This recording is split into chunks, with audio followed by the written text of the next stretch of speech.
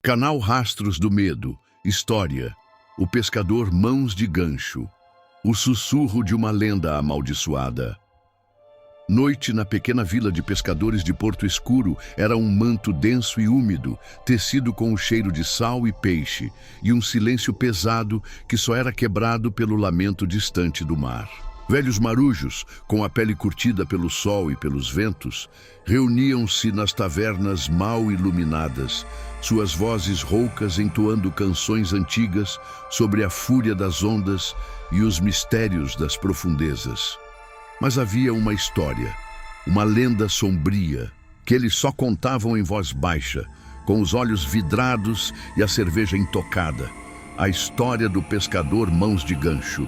Dizem que ele era um homem do mar como tantos outros, mas com um coração duro como as pedras do fundo do oceano. Seu nome verdadeiro se perdeu nas brumas do tempo, mas sua figura, contada por gerações, é inesquecível. Alto e corpulento, com uma barba emaranhada como algas e olhos que brilhavam com a intensidade de um farol em noite de tempestade. Sua fama, no entanto, não vinha de suas habilidades com a rede ou do tamanho de suas capturas, mas de sua crueldade e de um acidente terrível que o transformou para sempre. Ele era um pescador voraz, insaciável. Não importava a fúria do mar, a intensidade da chuva ou o perigo iminente, ele sempre estava lá, nas águas traiçoeiras, buscando o maior e mais raro dos peixes. Sua ambição era uma doença, uma febre que o consumia.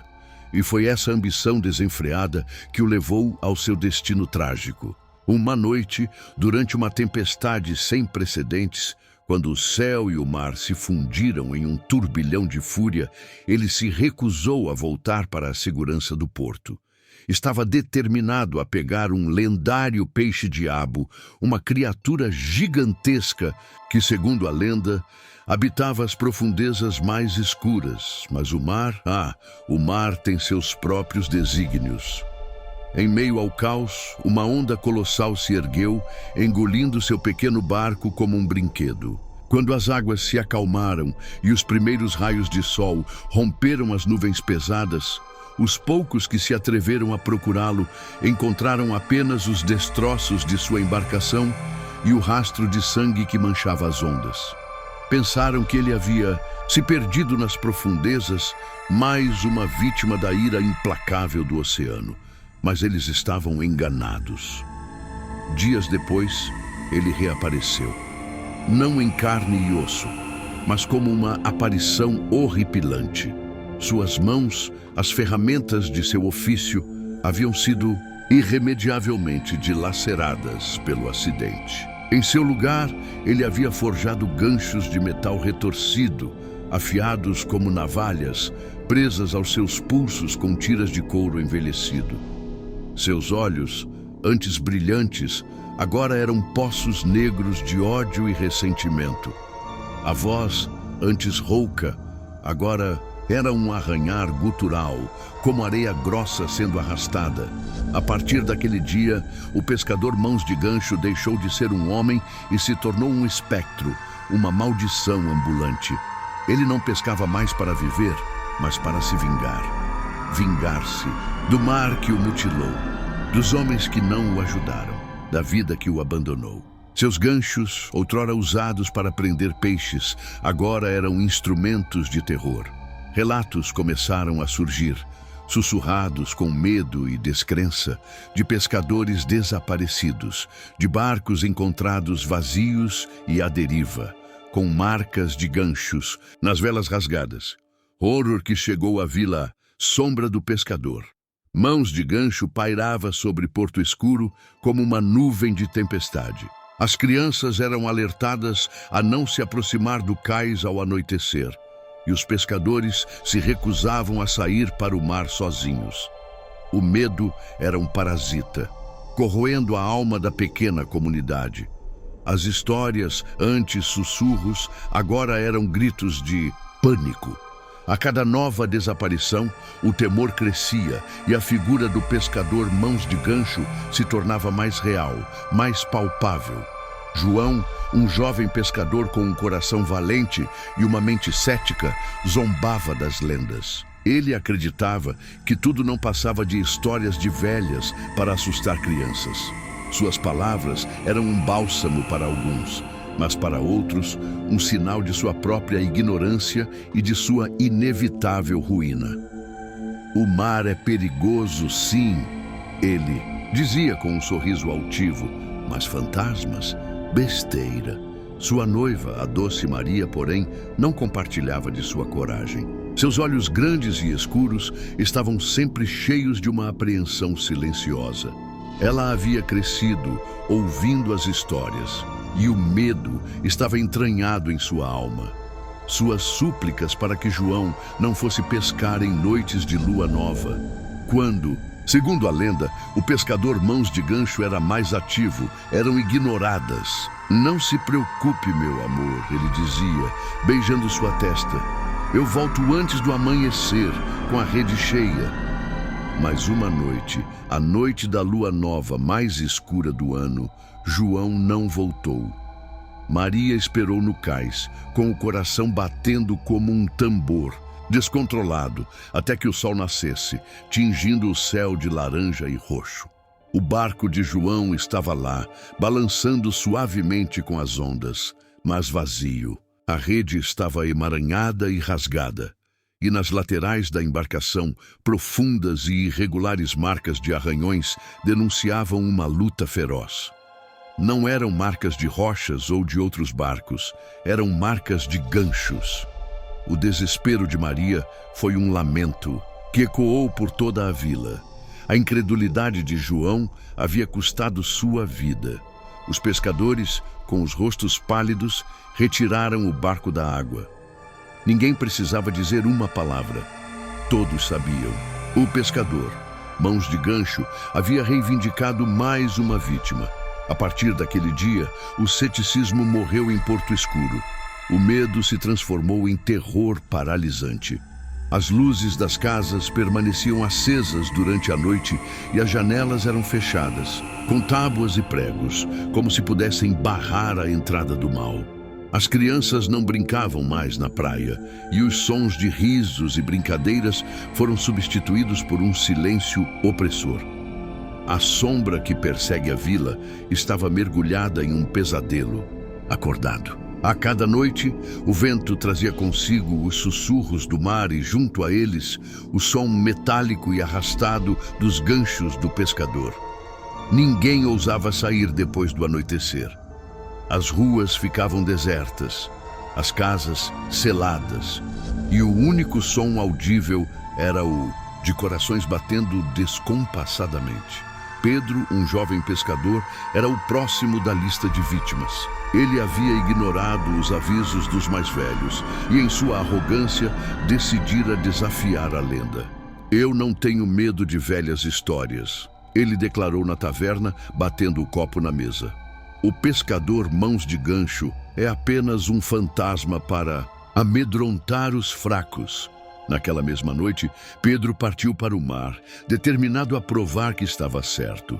Sua risada ecoou no cais deserto, mas era uma risada que logo se transformaria em um grito de pavor. No meio da noite, um som estridente cortou o silêncio da vila. Era o som do mastro de um barco quebrando, e em seguida, um grito agudo e desesperado, que foi rapidamente silenciado pelas ondas. Os pescadores, apavorados, esperaram o amanhecer para sair em busca de Pedro. Encontraram apenas o barco destroçado, flutuando à deriva, com as redes rasgadas e, mais uma vez, as inconfundíveis marcas dos ganchos nas laterais. O corpo de Pedro nunca foi encontrado, e a ausência de um funeral apenas intensificou o horror que se instalara em Porto Escuro.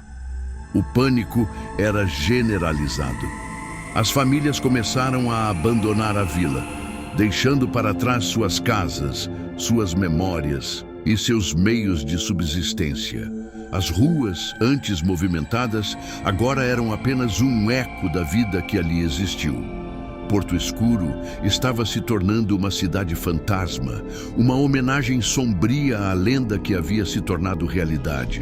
A confissão e a revelação chocante em meio ao caos e ao desespero, uma figura emergiu das sombras do passado.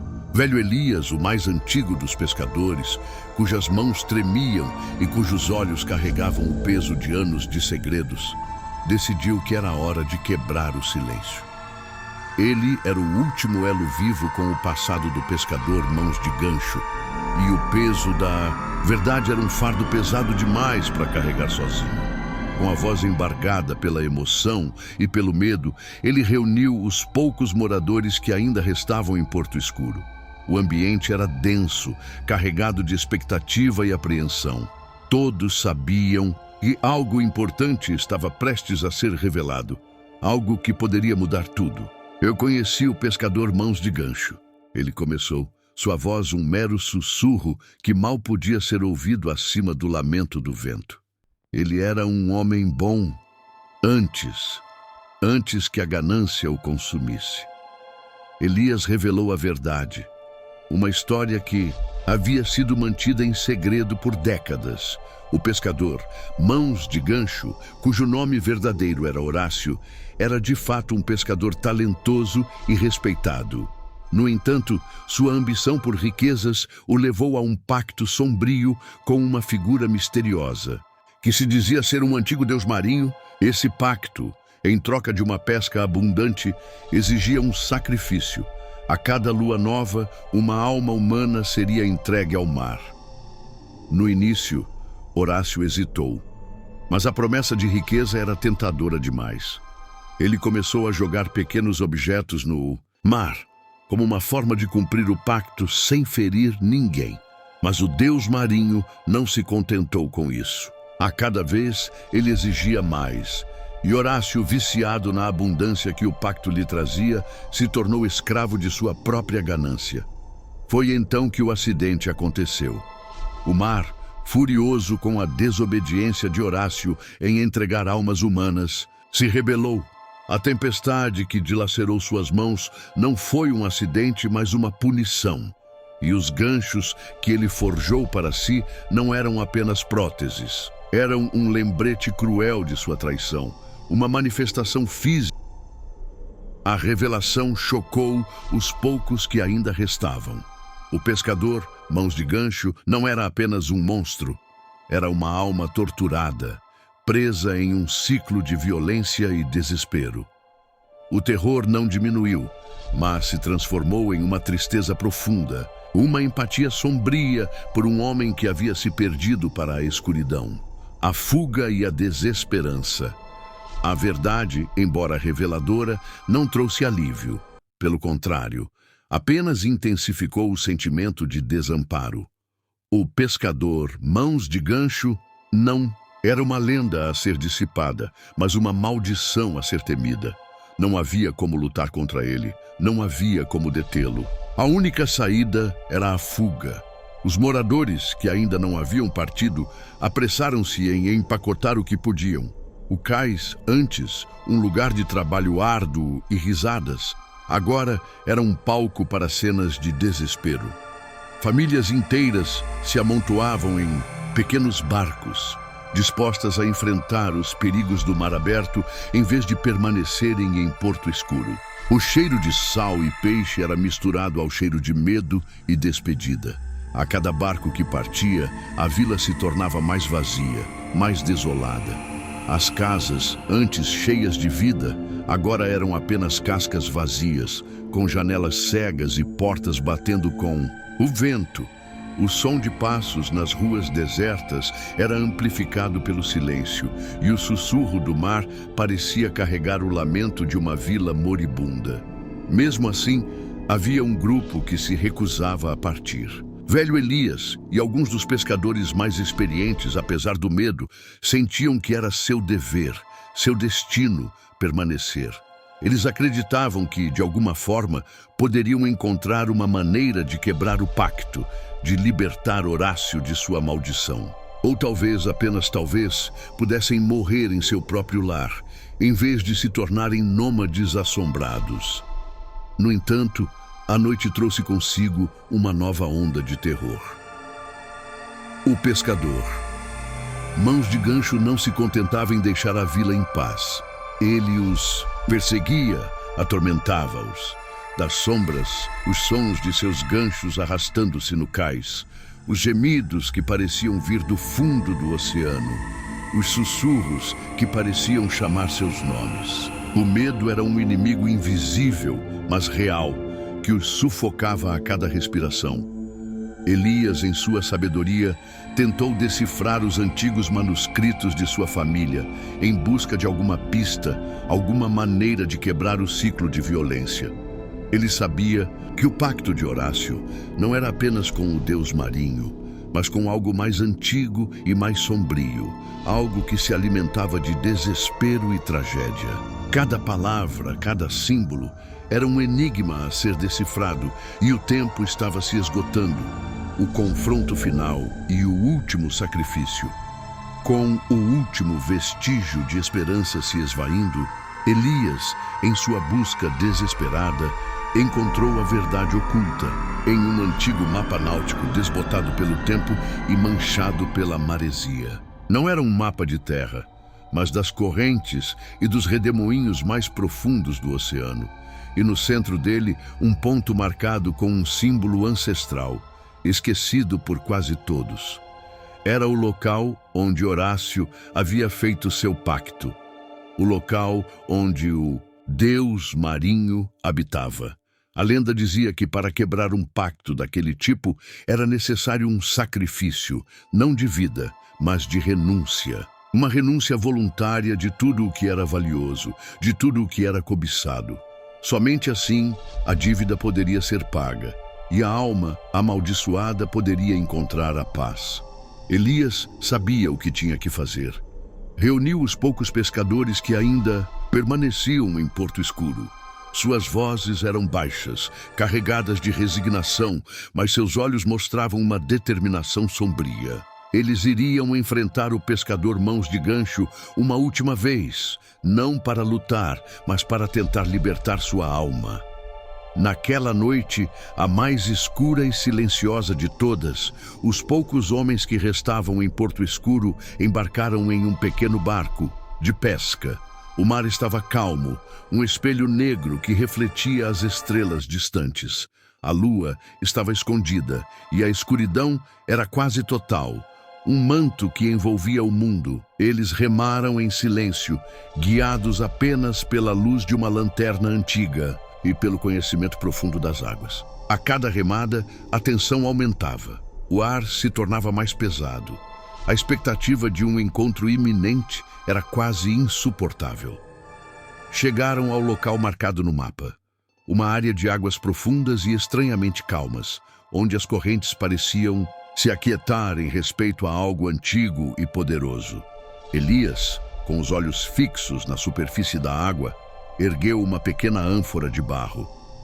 Dentro dela não havia ouro ou joias, mas os objetos mais preciosos que haviam sido cobiçados por Horácio. As redes de pesca mais valiosas, as iscas mais raras, os anzóis mais afiados, tudo o que havia alimentado sua ganância. Horácio! Elias chamou, sua voz ecoando no silêncio da noite. Nós viemos para pagar sua dívida, viemos para libertá-lo. De repente, a água abaixo deles começou a borbulhar. Uma forma escura e gigantesca emergiu das profundezas, lenta e ameaçadoramente. Era o pescador Mãos de Gancho. Seus olhos, antes cheios de ódio, pareciam carregar uma estranha melancolia, uma dor profunda que o afligia. Seus ganchos, que brilhavam macabramente à luz da lanterna, pareciam prontos para atacar. Sua ganância o condenou, Horácio. Elias continuou com a voz embargada. Mas sua alma pode ser salva. Renuncie ao que te prende. Renuncie à sua cobiça. Com as mãos trêmulas, Elias jogou a ânfora na água. O som do barro se chocando com a superfície foi o único ruído, quebrando o silêncio. As águas ao redor da ânfora começaram a se agitar, formando um redemoinho que sugava os objetos para as profundezas. O pescador Mãos de Gancho permaneceu imóvel, observando. Seus olhos, por um instante, pareceram se suavizar e uma lágrima escorreu por seu rosto marcado. Era a primeira vez que alguém via algo além de ódio em seu olhar. Um suspiro profundo escapou de seus lábios, como o som de uma alma libertada. Então, de repente, ele se virou, não para atacá-los, mas para as profundezas. Com um movimento lento e resignado, ele começou a afundar, seus ganchos desaparecendo. Na escuridão, o redemoinho se intensificou por um momento e então, tão rapidamente quanto surgiu, a água se acalmou. O pescador Mãos de Gancho havia desaparecido. Os pescadores esperaram, com os corações batendo forte. O silêncio era absoluto, quebrado apenas pelo som das ondas suaves. Minutos se transformaram em uma eternidade, e então, do fundo do mar, um som distante, como o de corrente se quebrando, ecoou. Era o som da maldição sendo desfeita, o legado. No medo e a esperança de paz, o retorno a Porto Escuro foi silencioso. Os poucos pescadores que haviam acompanhado Elias não sabiam o que esperar. O ar estava diferente, o cheiro do mar parecia mais limpo, e a opressão que pairava sobre a vila havia se dissipado. As luzes das casas estavam acesas, mas o medo havia sido substituído por uma estranha quietude. Os moradores que haviam fugido começaram a retornar, atraídos por uma sensação de que algo havia mudado. Aos poucos, a vida em Porto Escuro começou a ressurgir, como flores brotando em um solo árido. A lenda do pescador. Mãos de Gancho nunca foi esquecida, mas sua natureza mudou. Ele não era mais apenas uma figura de terror, mas um lembrete sombrio dos perigos da ganância e da importância do equilíbrio com o mar. As histórias sobre ele ainda eram contadas, mas agora com um tom de reverência e advertência, e não apenas de puro pavor. As marcas dos ganchos nas paredes dos barcos antigos ainda eram visíveis, uma cicatriz permanente na memória da vila. Mas com o tempo, elas se tornaram um testemunho da superação, da resiliência de um povo que havia enfrentado seus medos mais profundos e encontrado uma forma de paz. Elias, o guardião da verdade, viveu até uma idade avançada, compartilhando sua sabedoria e suas histórias.